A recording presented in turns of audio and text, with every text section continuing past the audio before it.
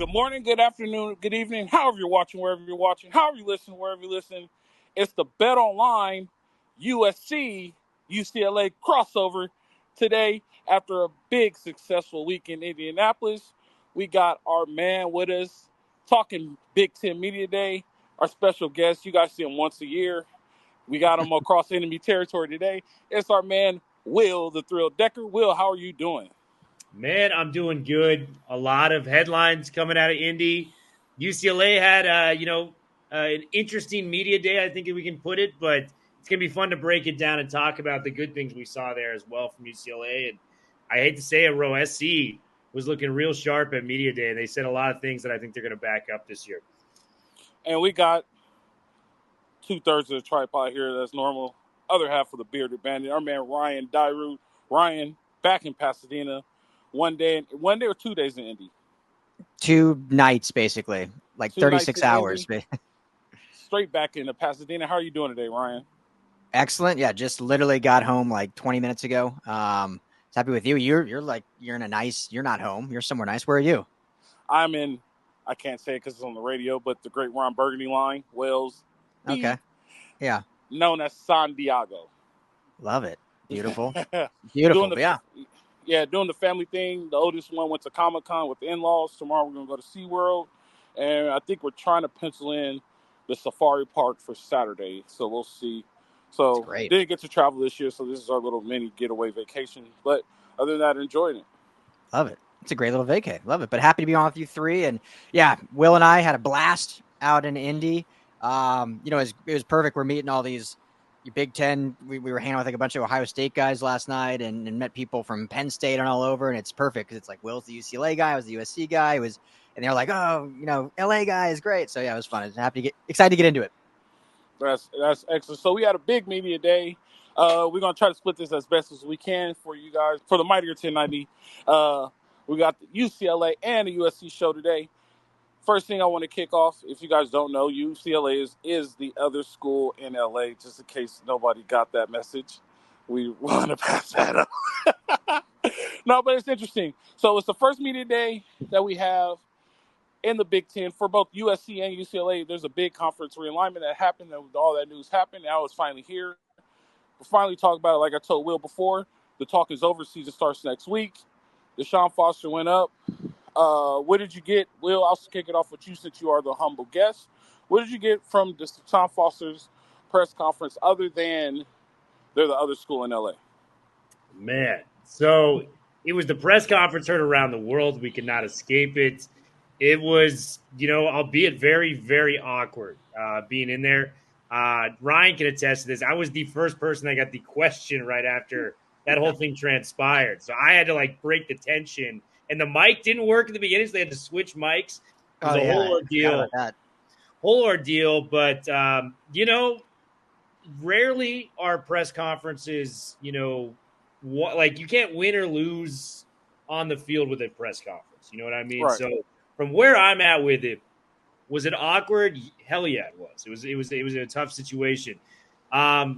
Was it a situation where it made the room completely uncomfortable? Of course. I didn't even think Deshaun would tell you he didn't do a great job at it. But, I think with what we've seen from him and his development and him talking about Coach Bieniemy, who we had glowing remarks about, we were able to talk with Ethan Garbers, J. Michael Sturdivant, Jay Toyia. These players are bought into the coach, and that's all that really matters. You have to kind of, circle off that locker room, get the guys in the room, the people that are actually going out and playing for you to believe in you. And I just see it very, very clearly. They're all talking about the Foz era. They're very excited for what's going to transpire this year on the football field. Man, like I said, do not let us get to a bowl game. If we're going 6-6, 7-5 in the first year of the Deshaun Foster era, I don't think it's crazy. We went 7-5 last year, returning a lot of talent on offense. I think there's going to be some really good things coming UCLA's way, especially with the way Foster and company have been recruiting and hitting the transfer portal. So, rough media day, I think, at a lot of fronts due to the press conference, but a lot to be optimistic about, and getting to talk to those guys. They're bought into Deshaun more than just about anybody. So great, great time out there, and I haven't lost faith in the UCLA just yet. Excuse the overhead noise. That's your freedom calling. Just to let you know. It's excused.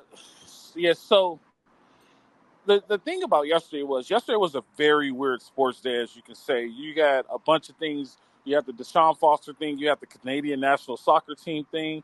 And then you had a bunch of good news, right? You had the expansion of scholarships, some other stuff that came out that was really interesting. So today was one of those sports days, like a bunch of good news. It was like a free agent day for sports, but it was a bunch of good news. But I want to ask you this question, Will. Speaking of UCLA, and I don't know, and this is just my opinion, and I could be wrong, and you know, you do Bruin Bible, and you're really connected, and you know a lot of information about UCLA. Has UCLA became a let's just put a good product on the field and let's stay competitive Oregon State type team, or are they going to dig deep down into the roots and let's compete for a Big Ten and let's start competing with USC and recruiting top California talent? Where are they right now as far as recruiting? Where are they right now as far as program expectations? You know, what is the stance for UCLA right now? Well, I mean, I can speak to the recruiting. It's taken a significant uptick in terms of the people you're getting on campus, the recruit commitments you're having. Quite a few 4-stars already trying to commit and be the first of the Foz era. Matt and I am Olivia. This guy is a nationally renowned quarterback. Decided to stay home and commit to UCLA. Weston Port, one of the top linebackers on the West Coast in general, he's going to UCLA. So, you have these guys that are now putting UCLA in their top 5, top 10 that initially weren't there because the recruiting efforts were lacking or they just weren't buying into a program with Chip Kelly at the time. So, I think, the sky's the limit. And any coach is going to tell you they're going to try to compete for conference championships. How realistic is that for everybody? I don't know. But what I can say is, kind of what I said at the top, if you show trajectory, if you show that this team can get to a bowl-like environment this year when it comes to the postseason, I think this team can really spread its wings and fly because UCLA, I mean, we've always said it, it's a sleeping giant when it comes to the football gridiron. And there's a lot of great stuff that they can – we play in the Rose Bowl. This is college football's mecca. This is the stadium. I know Lincoln Riley says it's the mecca at SC, but the Rose Bowl is the most iconic stadium there. They have every resource that any other school has, but better, up there with USC. And I just think there's so much to offer at UCLA. So if they can just get into a winning environment and build momentum, I just really see this program taking off and soaring at the end of the day, Ro. No. And I asked that question just because of, I didn't know. And it's kind of, I'm on the outside looking in. So I'm happy to have you here and you're able to answer those questions. And that's the good thing about the LA Football Network. We're able to reach into every bag for LA football sports teams and have inside sources and great guys like Will the Thrill Decker. Moving over to USC, Lincoln Riley, man, and the whole year, and I don't know if you know this, Will, but the whole year we've been kind of monitoring Lincoln Riley. He said some things in the past that kind of made him stick his foot in his mouth, and this right here was the test. What is he going to do when he gets on the big stage in front of national media for the first time, and what is he going to say? And to me, he said a bunch of great things, right? He opened up with, the Pirates should be in the College Football Hall of Fame, which I totally agree. I also think Hal Mumme should be in the College Football Hall of Fame because those two dudes has made offense in college football what you see today, right? They're one of the founders of this, and they're the ones that took it and elevated it onto a whole different level. Then he got to start to talking, and like he said, he wants to set up his schedule every year to win college football national championships and be a contender. 100%, I agree with that. The other thing he said was, we're not done yet. We're recruiting. We're just at the start. Our NIL is coming. Everybody had NIL questions. Everybody wanted to know what was going on with NIL. Everybody wanted to be in SC's pockets. And he said, we're coming. Then today he said, we're not done recruiting. He signed a receiver and a big-time defensive lineman out of Allen Hancock, which is in Santa Maria, who's one technique that alleviates off of Bear. So Lincoln Riley got up there and, to me, he passed the test, right? It was, what is he going to say? What is he going to do when he says something? And he passed the test for me. I'll pass it to Ryan on player interviews. I'm not sure if you got any player interviews, so I don't want to put you on the spot like that, Ryan. If you do have some quotes from players, that'd be great. But, this was the last thing, right? Next week, season starts. They're going into camp next week. They play September 1st. They got 4 months from next week to get something going. It's not 4 months, 4 weeks to get something going. No more talking. Now they have to put it all on the field. So I'm happy. I'm really impressed with what they put together. I'm really impressed how prepared they were for Big Ten Media Day. Some good quotes. Now it's time to play, right? All this could be for naught if they go out and have another year like they did last year, right? All this could be for naught if they aren't as competitive as they are. I will say this, and we're going to do some more research, but I'm going to go ahead and throw that hook out there, Ryan. There's a rumor floating around that last week at the Fox Football Symposium, and this came from somebody who was there, said that Lincoln Riley was unable to call offense how he wanted because Caleb Williams freelanced a lot. Not in a bad way, like he just wanted to make the play. He said, with Miller Moss, I'm able to call the offense the way I want to because Miller Moss is more of a program guy, and he's going to sit in the pocket and he's going to let things develop. That's scary. For Lincoln Riley to call the way he wants to call is a scary deal, and that's what gets me excited and what we're looking forward to next year. Deanton Lynn, he said, Deanton Lynn, as soon as I got off the phone with him, I had a feeling in my gut that this was the guy for USC, right?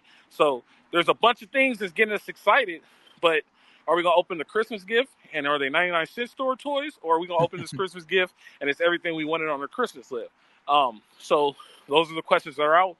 This whole month, we're going to start talking about what to look for and what to expect on Salute to Troy. I'm pretty sure it's the same thing with you on Will of the Thrill on Bruin Bible. But, you know, I was impressed. I'm happy with the way Lincoln Riley approached things, the way he spoke to things.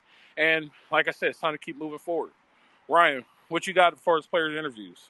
Yeah. I won't add much on Lincoln. You hit all the good points, but yeah, I thought he was great. Obviously, you know, he's been in many big moments in front of media, so he's pretty media savvy now throughout his career, but I thought he handled everything well. The scrum after the 15-minute podium thing, when he talked to media, which I was at the whole time, it was almost an hour and a half he talked to media. I mean, it was well over the allotted time that they actually scheduled, and he took tons of questions.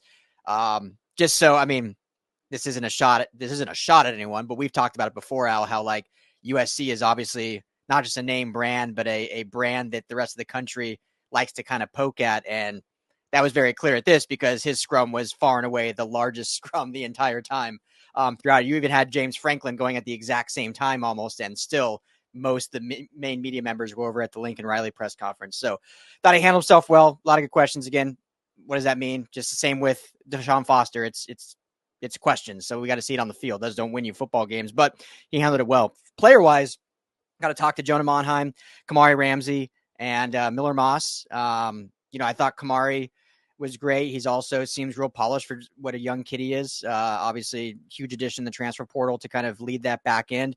He said he's taken, you know, a leadership role in that secondary, which makes a lot of sense considering he knows the D'Anton Lynn system. And so he's able to kind of lead, and not just with the younger guys, but you figure an Akili Arnold who transferred over is brand new to the system as well. So he's able to kind of lead even the transfer guys. So really polished kid, you know, great head and shoulders, obviously a local kid. So, you know, sucks obviously for UCLA losing him. Big gain for USC. It does stay home in some regards in that way. And Miller Moss, man, I think Will can probably say this about Ethan Garbers too. Like they're both just love Southern California. Great local kids, obviously both playing here, their high school ball here in LA. Miller Moss, as everyone knows, is a Trojan for life, grew up wanting to be a Trojan. It's funny being at these, Al, because a lot of the stuff that gets talked about, like we've known forever because we cover the team, and it's usually like national media asking questions that like we've known since fall or even spring camp. So a lot of it was kind of just regurgitated, but talked about, you know, his reason for staying, talked about his, why he kind of waited out instead of having the opportunity to hit the portal and go start somewhere else. We've talked about the story, but just to reiterate, he was asked like, what was his hardest moment? And he mentioned, maybe we haven't actually talked about this, but I've heard it before, basically saying in that 2022 conference title game against Utah, that was like his quote unquote like darkest moment, if you will. Cause when Caleb Williams got hurt, you know, he felt like he could potentially go in and make a difference and help USC win the conference. And instead, you know, it was that back and forth, nothing like, he didn't say anything negatively, but like, it was that, well, is Caleb staying in? Am I going in?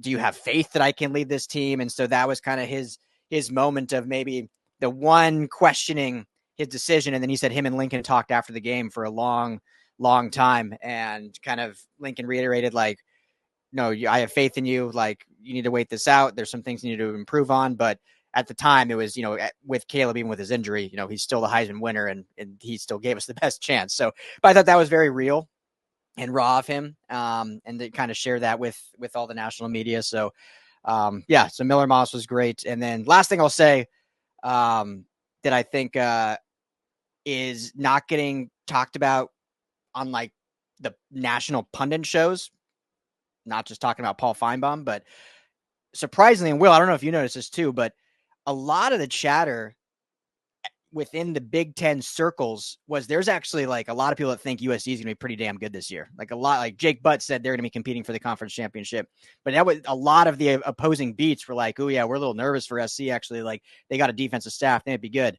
So I thought that was interesting that there was actually a lot more optimism than maybe has been perceived nationally, but within the conference and within, at least on this 3-day stretch, it seemed like there was a lot of optimism for USC in 24. And then obviously the future looks real bright if they can get that going.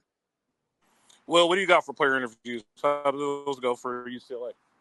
Yeah, and I just want to kind of piggyback on some of the points that Ryan made. I actually thought Lincoln Riley, I went all 3 days, didn't miss a press conference. He was one of the big winners of the Big Ten Media Week. There's been a lot of chatter this offseason after the year he had last year. People like Feinbaum, a lot of different people kind of coming out of the woodworks and questioning him. This is coming from a guy that covers UCLA. Like Lincoln Riley was fantastic this week. I think there was a ton to like there. And before I get to UCLA, I got to throw this comparison out there because it just kind of came to my head. Miller Moss is in weirdly a similar situation to Mark Sanchez back in like 2008, where he kind of stuck it out, backed up, he backed up Leinertz, he backed up Caleb Williams. It's kind of all setting the stage for this big senior season. Quick correction. He comes out and kind of lights it up. Yeah. Quick correction. Sanchez backed up JD, John David Booty. He was also on the sidelines for the national championship game, though, right? Yeah, but he was way down the depth chart. He was a backup, though. He was a backup. Yeah. I got you. He was a backup, so he kind of waited his turn, and by that senior year, leads USC to a big Rose Bowl win, gets it done, top 10 draft pick. Listen, Lincoln is one of the best at developing quarterbacks. Miller Moss kind of bides his time, finally gets his shot. He had the 6-touchdown game in his first performance for USC. I think there's a real scenario here where Miller Moss, in kind of a weak quarterback draft class this year, at least on paper, can shoot up the rankings if he does a good job. So Sanchez to Miller Moss, I'm liking that comparison right now as it stands.